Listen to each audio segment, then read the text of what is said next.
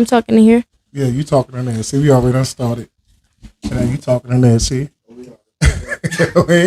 we ain't starting over. We ain't starting over.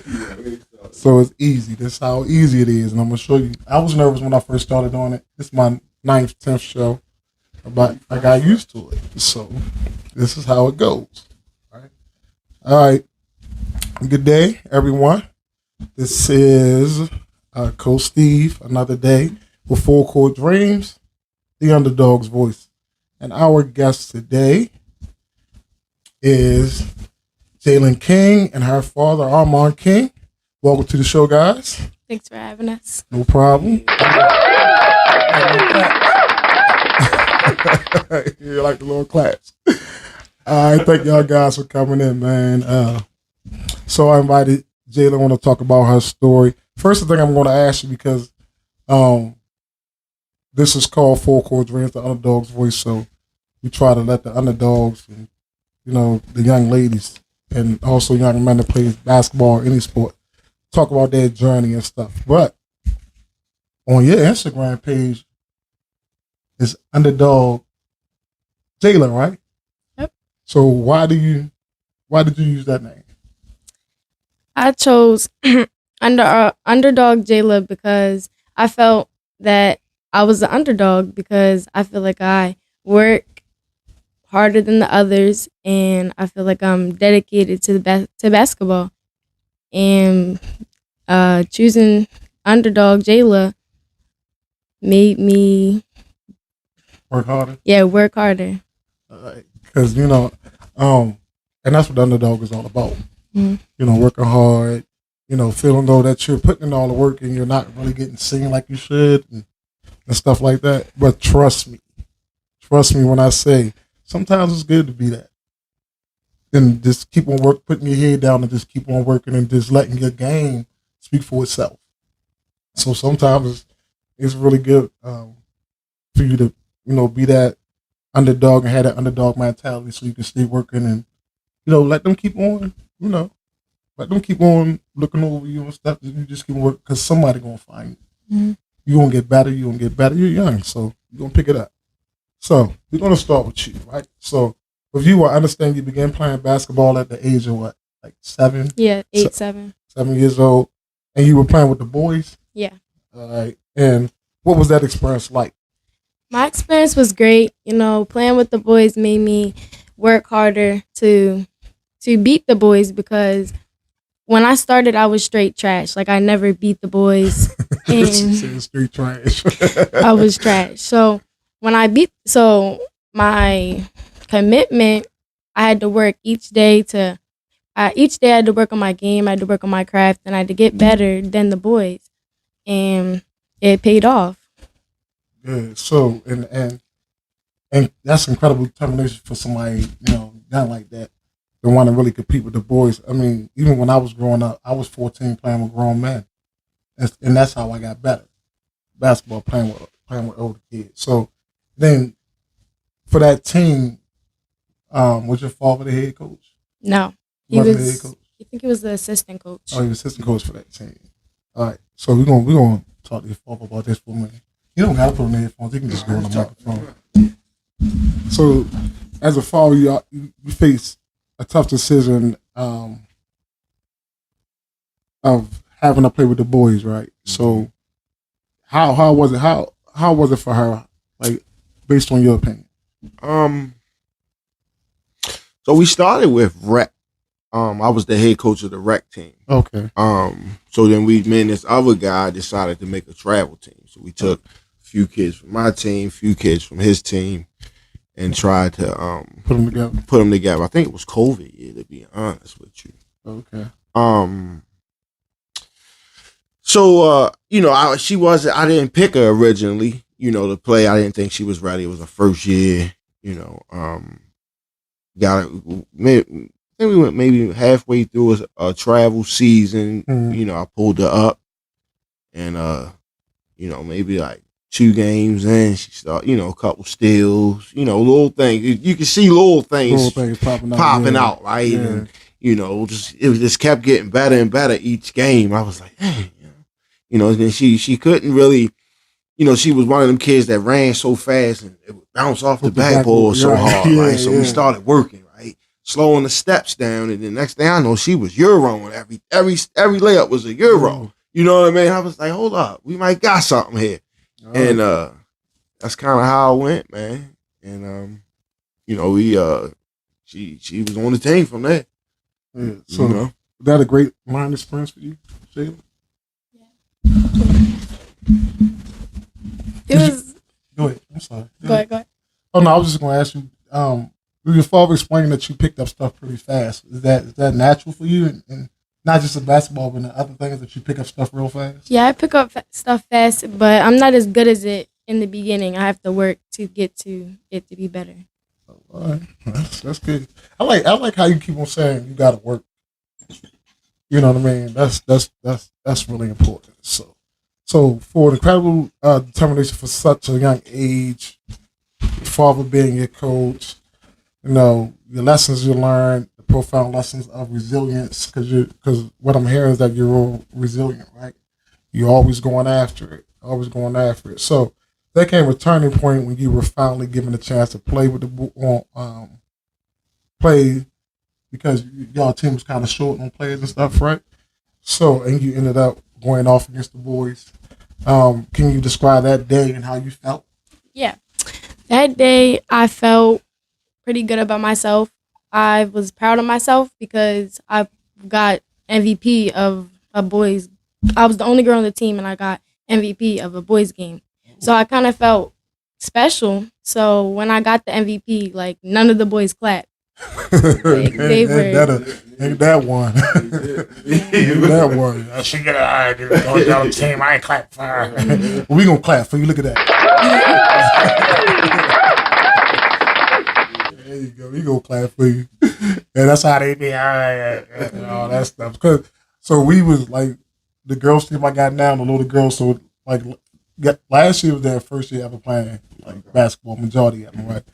So we played. I put them in lower leagues, like to try to get them lower development leagues. So we went down the Dome, and the lady I'm about to interview next, she got like a nonprofit called Leaders for Breeders program. She doing Baltimore. Yeah. So we was the only girls team that played down the Dome. Okay. And my girls like surprised me, like, yo, y'all played real good against the boys, and then Towson team was down there. So they played really good against the boys. After that, man, we went back to those leagues. They killed everybody in those leagues. After that, so it really built their confidence. Now I got them playing against my college girls to get them tough.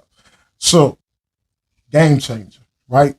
So, after all that, who did you end up with? Like, you went from playing with boys to playing with girls? Yeah, so I started off playing with the boys, and then I went to a rec Bel Air team, and I was like, my dad told me to just use my left hand because I was so good in it. So I was just using my left hand and working on little things to get me better. And then I went to Maryland Bells, which I played for them for 3 years, 6th, 7th, end of 6th, 7th, and 8th. And then now I'm at Philly Rise. So you went to Bel Air. Was it the Bel Air rec? Council bed? I wonder was John up there at the time. This guy named Johnny, the coach for Concordia, he used to run the Bel Air rec. And I think he retired from there. I think it was a league. It was a dude in the league. Yeah. So you joined the Maryland Bells and later the Philly Rise, right? For the junior EYBL. That's a serious commitment because the Philly Rise, you know what I'm saying, you got to travel hour and a half to practice and stuff like that. How do you manage that dedication, especially balancing school and basketball? I manage it because I start off, on the weekdays, I have 3 days of training, and then I have 2 other days to work on my schoolwork and dedicate my time to just school. And on the weekends, I have to ride up Philly Saturday and Sunday.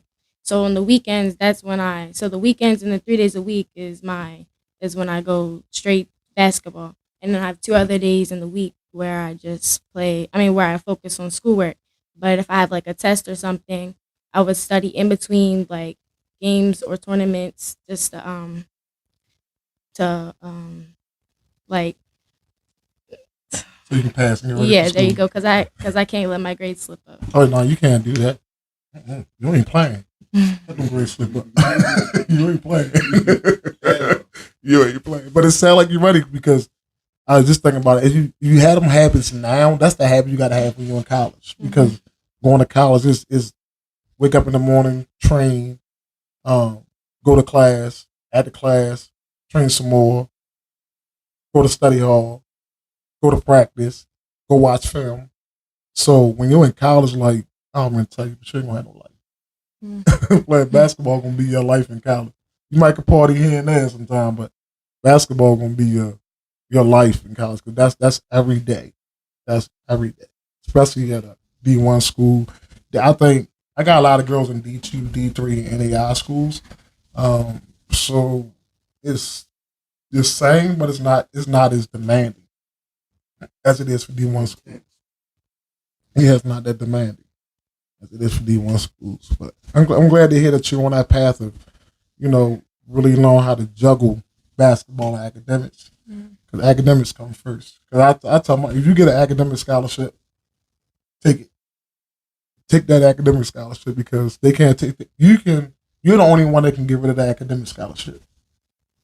If you get a basketball scholarship, they can take that from you anytime they want to. So I ain't come into school and be better than you, and they say, okay, we're going to keep her and take you. You know what I mean? And you got to go to transfer portal. And it happens a lot now in college basketball now where if you're not performing, the coach will come and tell you, hey, you should just go in the transfer portal because I got girls coming in. Because it happened to two girls that I know. Like literally, one of them was at LSU. The coach told her go to transfer portal. Kim Mulkey told her go to transfer portal because I got girls coming in that's going to play. And I'd rather for you to go somewhere where you're going to get time, and then to keep on sitting on, Yeah, and then she wants to win. She got some time, and she was killing. So now she's at Ohio State. Because now she was at Kentucky. Now she's at Ohio State. And so your journey seems like it's working out for you right now, right? So what's like? Why did you fall in love with basketball? Like, what was it about basketball? Did you try to play any other sports? Yeah, I started playing. I started playing basketball, and I was also doing cheer at the time, and I was also doing softball at the time. Well, softball in the fall, and I just had to. My dad told me I had to make a choice, either basketball, softball, or cheer, and I chose basketball. I just loved it so much, and it began from there. So, I started off. So you didn't like jumping around and cheer? I liked it, but you like jumping around and cheer? Yeah, because I understand, man. I went to a lot of cheer competitions. My step kids, they was cheerleaders and softball players and stuff like that. So, but I think it's real healthy and wise for you to like play more than one sport because some things transfer over to other things. Like softball, the movement of softball transitions over to basketball. The lateral movement, the quickness, the reaction time and stuff like that. And we was growing up, we played basketball. Basketball season was over, played football. Football season was over, baseball. You know what I mean? So we stayed active, man, and I think that helped us all around as an athlete. You know what I mean? So, but picking basketball seemed to work out for you. It really seemed to work out for you. Now your journey begins with recent highlights, and I wanted to highlight this for you. Looking on your page and stuff, and really following you. So I think it was 2 weeks ago or 3 weeks ago, you won the MVP at the Philly Takedown. Great accomplishment for you. I'm in the 8th grade platinum division. What did that achievement mean for you, especially after the hard work and dedication you put in? It was special to me because it was actually our first tournament as Philly, like the Philly Rise 8th grade team. That was our first tournament together. So I didn't get a lot of minutes because our coach was doing 5-man rotations to see what everybody has and what everybody is working with. So I just had to go in there and make my minutes count. And actually the first game I didn't play well. So second game I was trying to make up for that game. I played pretty well. In the championship game I didn't have a very good first half, and then second half. So I was very surprised when I got MVP, but I guess I worked hard for it. So the first game you had what? How many points? 6? Yeah, I think so. 6. Second game, 12, 15, something like that. Third game. I don't know. How much did I have? It was like 15, something like that. All right, so now think about it. 3-game stretch. Up and downs. Up and downs. Right? And what it seemed like to me, your mentality is, I'm just going to keep on pushing. I'm not going to go to the next play. I'm not worrying about the last play. I had a bad game this game. Next game, I'm going to have a better game. You know what I mean? Next game, I had a bad first half. Second half, I'm coming out. That's not happening. You know what I mean? So, to me, as a coach, if I'm seeing that, like, oh, she had a bad game first game. Oh, second game, she came out. And your head wasn't down. You wasn't moping and stuff like that. I'm assuming that's how it was. I would give you the MVP. Right? Because you went through that adversity, you know what, and you came out on top and you fought hard through that adversity, and that's the signs of a good basketball player, of a good athlete. Like, no matter what, I had one bad game, I ain't gonna let that destroy my whole weekend because I had one bad game. Right. You know what I mean? So I think that's really, that's really amazing as a young player that had that mentality. So I think you matured and more mature than what you know than your age as far as this game right now. So I think that's very special. All right, so to your father, Armon, watching your daughter achieve such a great height, what goes through your mind seeing her grow not just as a player but as a person through sports? So I'm her worst critic, man. Oh, we all are fathers. Ooh, my daughter used to play ball. I understand. I'm gonna tell you 20 bad things you did and one good thing. You know what I mean? And I do that for a reason. I try to keep her humble, right? And hungry. Right. So it's a balance. When she play good, I let her. I give her credit, but it's just been a blessing to watch the growth from 2 years. From 6th grade to now. Right. It's just been a blessing. Just the crazy, we have Coach H, he's helped wonders. Coach Lara with the training, Coach Chaz Malachi. It's just been numerous of people, and if I missed you, I'm sorry. But it's just been so many people that's had hands in the pot. You know what I mean? That we can call and say, hey, can you get in the gym? You know what I mean? And it's just been a blessing to watch the growth, man. She's one of them kids I gotta be like, hey, take the ball out of her hand. Right. I ain't gotta say, hey, go put the ball in your hand today. Right. I gotta take it out. It's enough for the day. She's one of those kids. Right. So, just watching her stay hungry, man, is helping guide her, along the way. That's all. It's her journey. I mean, like you said, it's her journey. Like I think it's really important for us as parents to have that balance. Mm-hmm. You know what I mean? Okay, you did good this game, you was kind of like really, and some people like, you brutally honest. That's the only way I know how to be. I'm not like my kids will tell you, you don't take no. You tell us the truth. You suck right now. Like you need to get better. You need to get better. And they tell each other, man, you don't ever do that move again. Let me tell you, y'all, don't ever do that move again. Don't do that again, yo. For sure. And none of my girls, like, when they go to school, they can't handle soft coaches. Right. None of them can. Falsify realities. Right. They cannot. My girls, tell you, when they come on the podcast, mostly all of them say, man, I can't handle no soft coach. Tell me the truth. Mm-hmm. Like, tell me when I'm messing up. Tell me when I'm doing something wrong. Tell me when I suck. Like, you need to get in the gym today. Like, that game you had was horrible. Like, I don't know what's going on, but you need to get yourself together and get in that gym.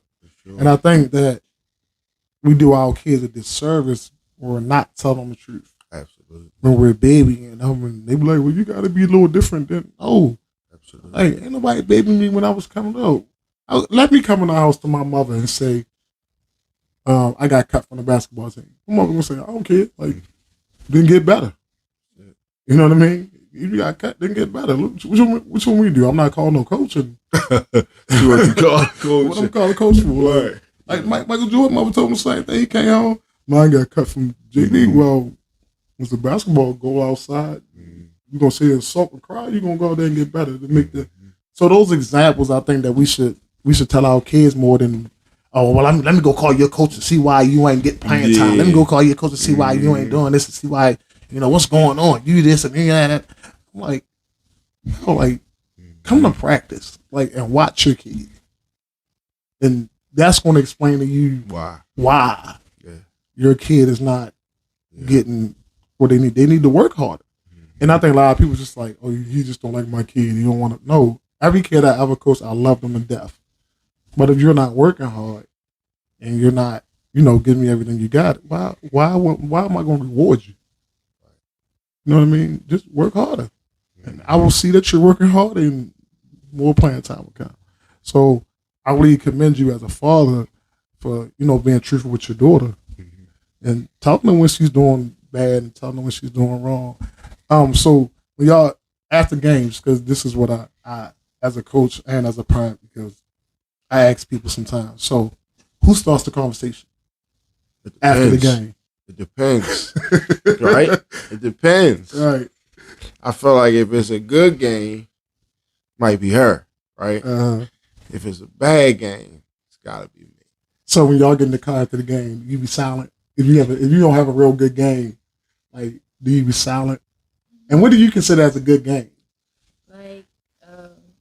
Okay, you got it. My bad.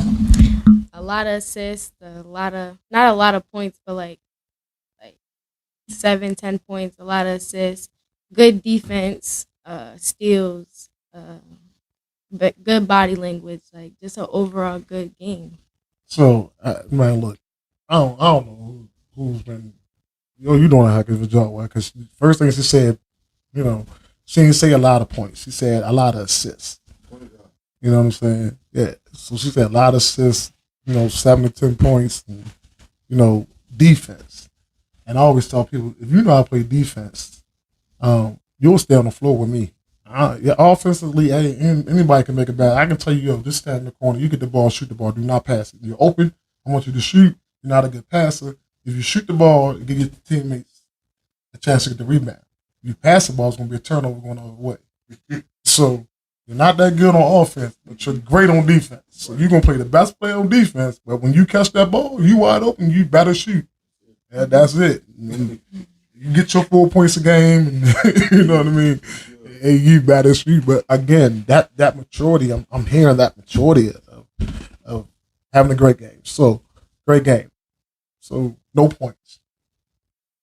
5 assists, 6 rebounds, 2 steals. Good game to you? Okay game to you? I feel like I could get more assists and more rebounds, and maybe I could score at least one time. But it's an okay game. I'm just saying, no points though. But you assist on 12 points. It's all right.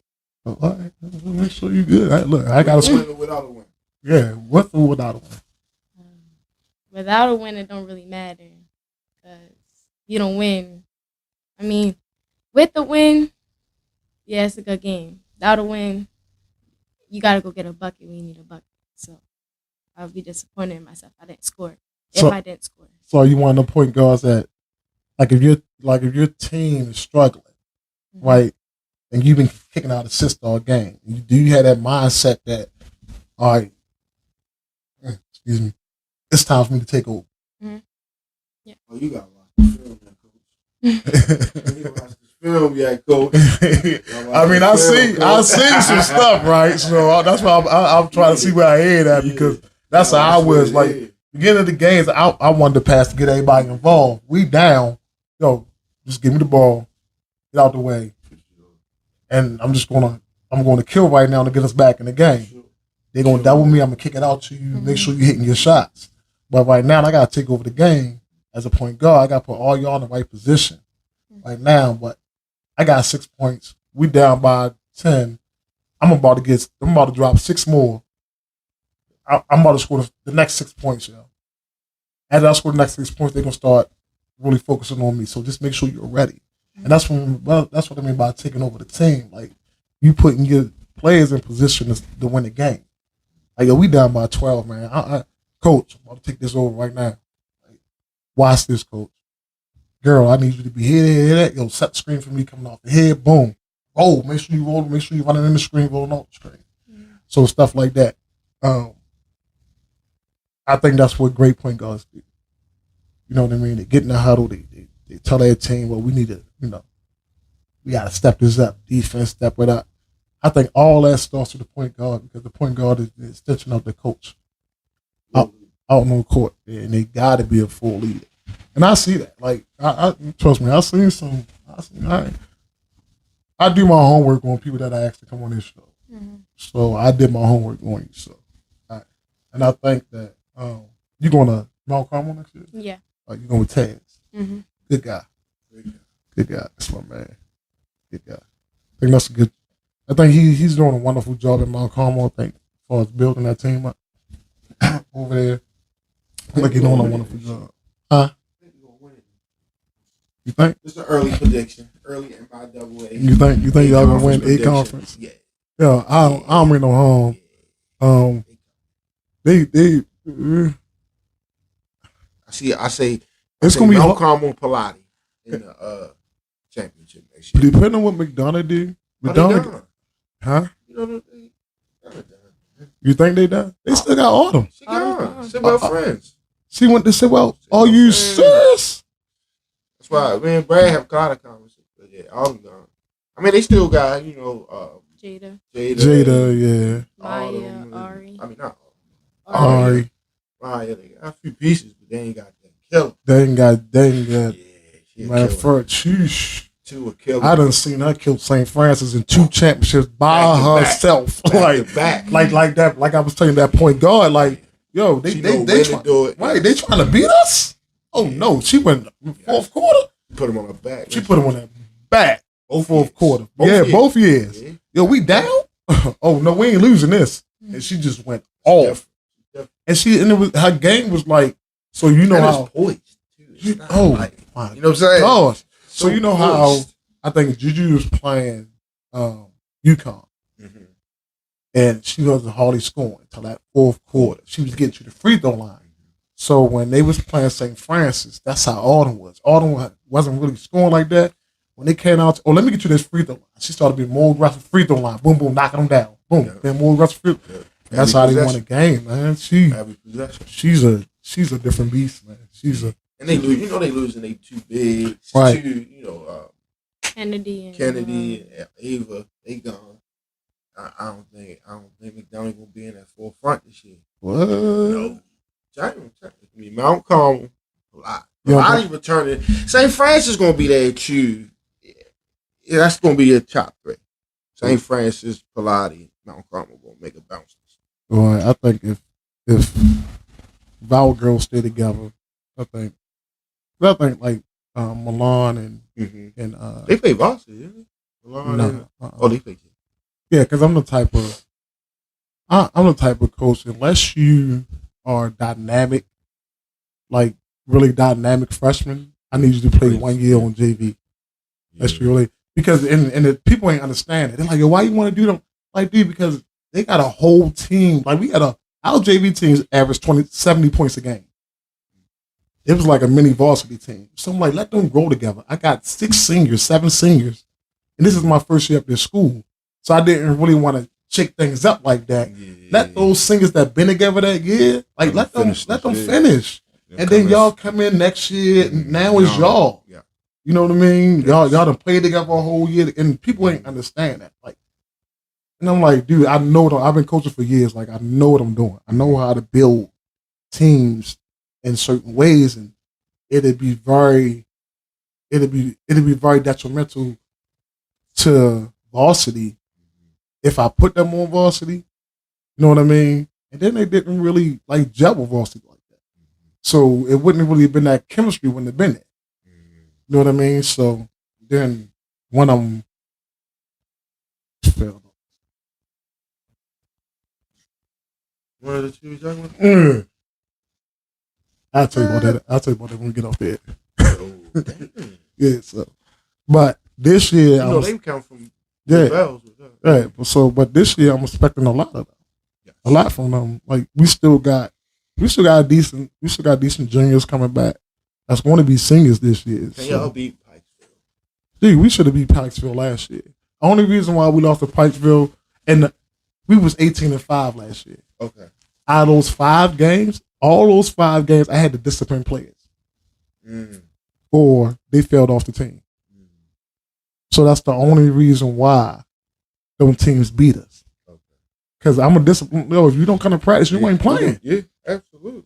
You know what I mean? You ain't doing right in class. Like you ain't playing. Absolutely. I care less about winning games, man. Like to me, the student athlete comes first. And if you ain't doing what you're supposed to do, you sitting out.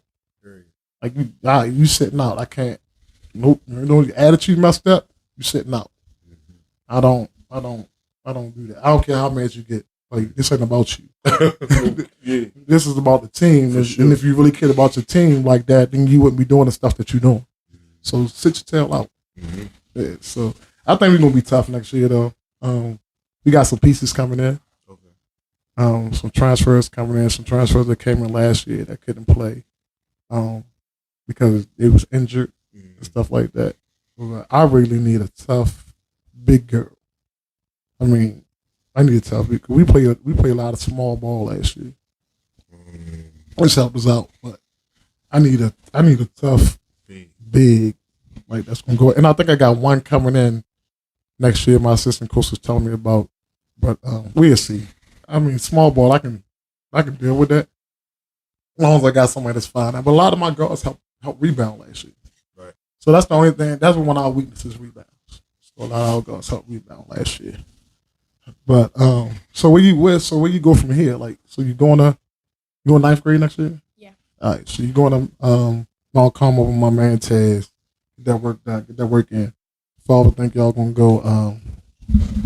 It's gonna be y'all at the time. I mean, I let me see. I think you probably be right. Cause he got a good squad over there. They already had pieces. Right.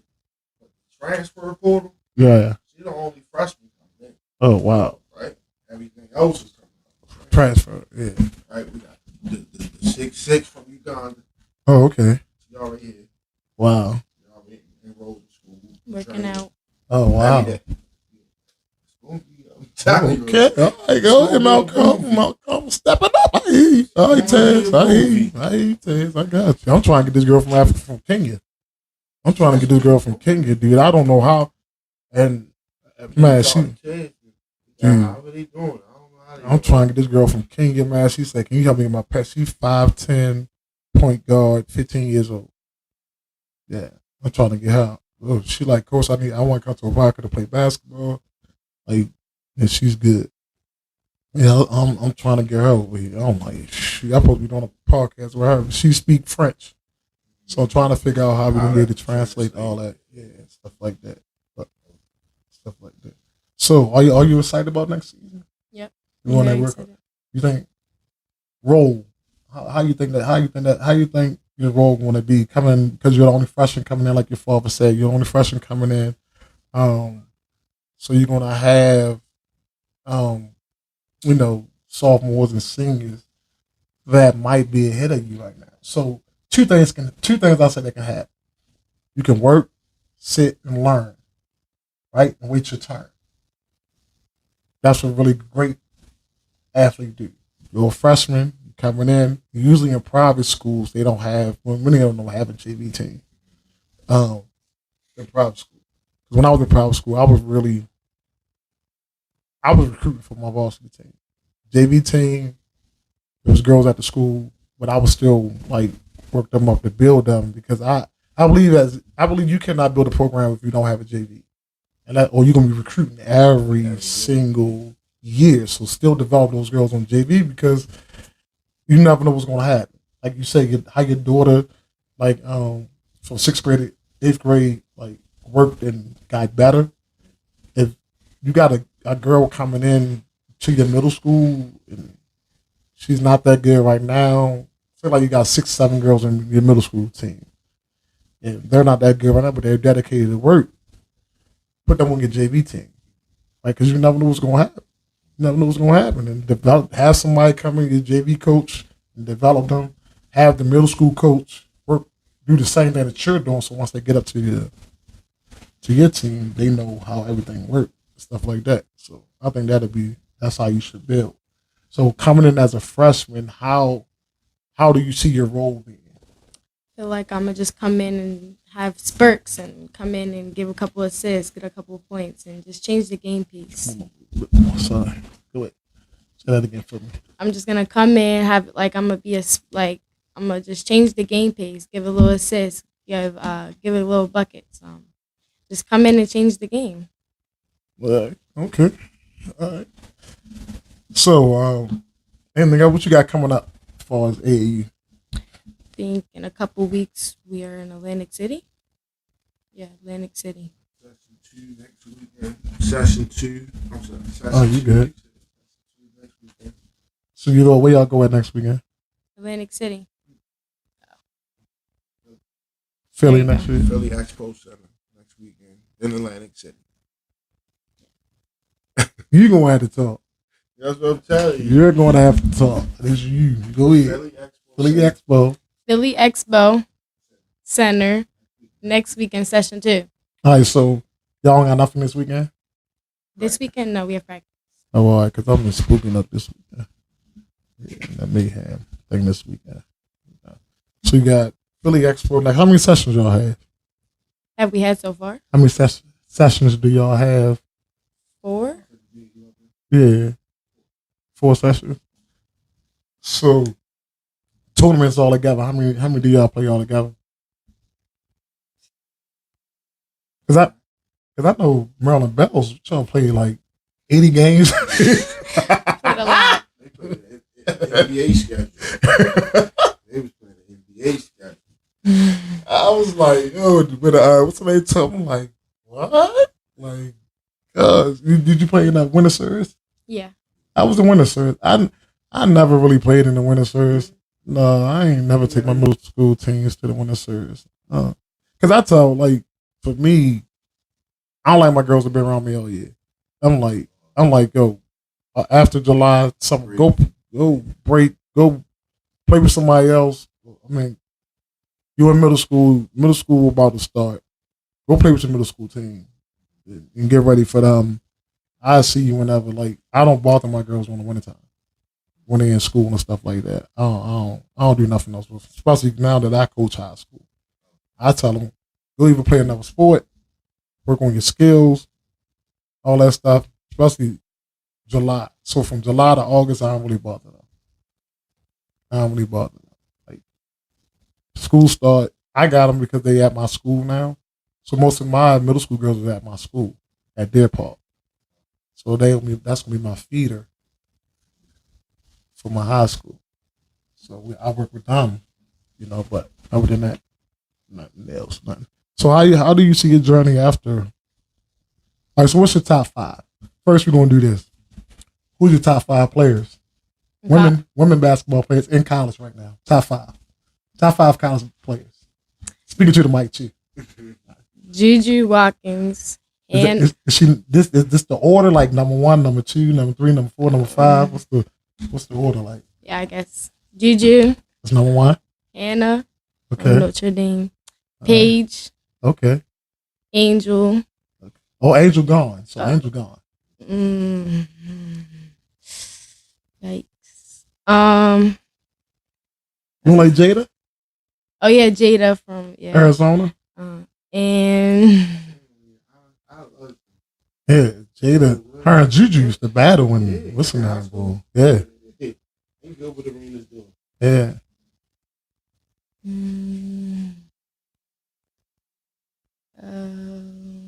Yeah, one more.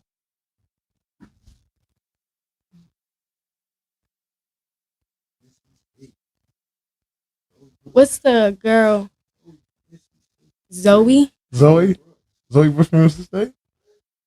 Beast. Bucket. Walking bucket. He choked it up. All right, WNBA.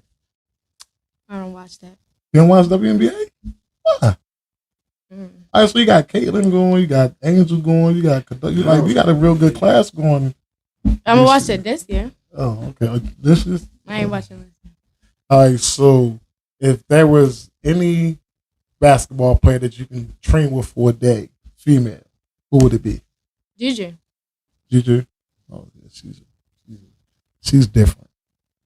She is. I don't watch Juju train, and her game is she don't do no wasted movement. She's very efficient. She don't do no wasted movement. So I had watched her. I think she's beyond her years, and I think we got a player that's sitting right next to me that's like I think it's beyond the years. I think you'll do real well at Mount Carmel, but if you don't, you ain't. You know, always got a new time. Yeah, you always got a new time. You know, always got. But I really appreciate y'all coming in, man. Your story, this is not just about basketball. You know what I mean? It's about family and growth and overcoming challenges. Oh, that reminds me. What's the hardest challenge you ever had to overcome, as far as basketball and stuff? Well, something I'm learning is talking on the court and being a leader. Okay, so that's one challenge you had to come. Yeah, I had to learn how to be a leader. You shy? On the court, yeah.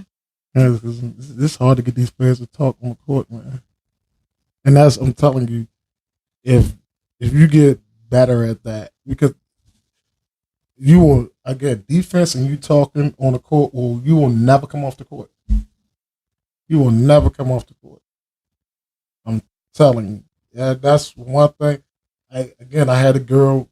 She was okay, but you put her in the middle of that floor. She's telling everybody what's going on. Mm. So I told her, I said, you're not going to get there. I said, the reason why you're in college is not really because of your skill.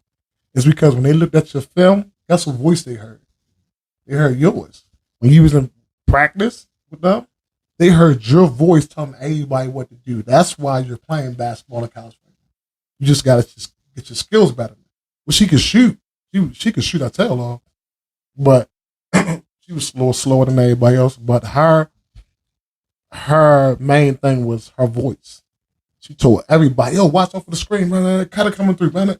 She did all that. And that's what got her on the floor in college, was her voice. So that's two things.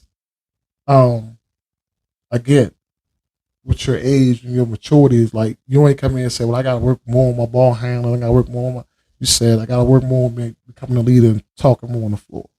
Right. So that's a good job. Good job. See, you thought you was gonna be all like it's easy, right? Yeah. It was easy. So do you got any advice for anybody, like young girls or even older girls, because you know who not to learn from a babe, so young kids. So you got any advice for anybody that's want to be an upcoming player and stuff like that? Just stay focused. Like, just keep your mind on basketball and don't worry about anything else. Like, focus on school and basketball, and that's it. All right, good advice from a great player, y'all. So again, thank you both for sharing your journey with us. It's clear that the sky's the limit for you, Jaylah. And we'll all be cheering for you. See, look. We'll all be cheering for you. So, look, to our listeners out there, thank you for tuning in to another episode of Full Court Dreams, the Underdawgs Voice. Remember, every underdog has their day. And today we're privileged to hear from two greats, Jaylah and our father, Armon. Don't forget to follow and subscribe on Spotify, Amazon Music, iHeartRadio, and YouTube at Coach Q for more inspiring stories. Keep pushing, keep dreaming, keep playing. Until next time, keep your laces tied and dreams big. Holla.